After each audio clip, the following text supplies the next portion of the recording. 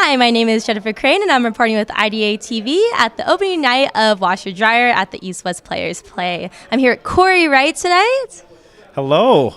How you doing? I am doing fantastic. We just finished the show, and other than a little hungry, I think I'm good.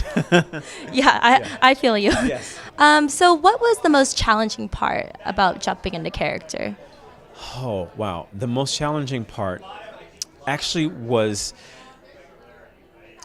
I have a relationship with this best friend that's on stage. And the challenging part is actually creating that synergy to where it was believable. You have to create a relationship from not knowing somebody. January 11th, I didn't know any of these people. January 12th, we had to be best friends. And that's so interesting about our profession. You're given a script and going, hey, this is all the information, make the rest of it up. And working through those beats and trying to find those moments is a little bit challenging. And I think it's the same is true with everybody else. But there comes a moment when things start to click and then go, that makes sense.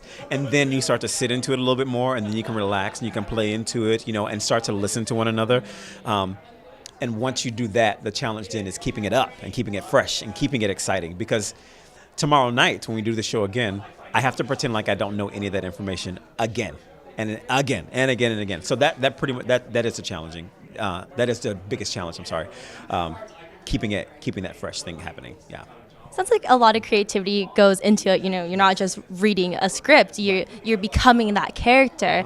Speaking of which, becoming that character, there's a lot of diversity and culture in the play. And I was wondering if that's part of the reason why you chose the role, to kind of shed light on cultural issues. Mm-hmm. It is. I absolutely love what East-West Players does.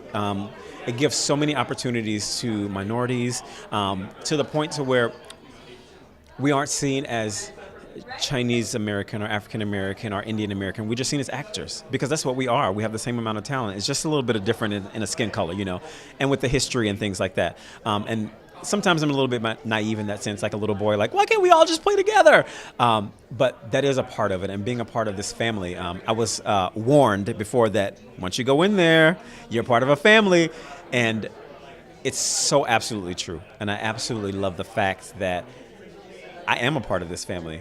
And this is the 50th anniversary of this theater being a part of history. This amazing play that Nandita is so phenomenally written. Just having that. When I actually read the script, I was like, oh, this is good.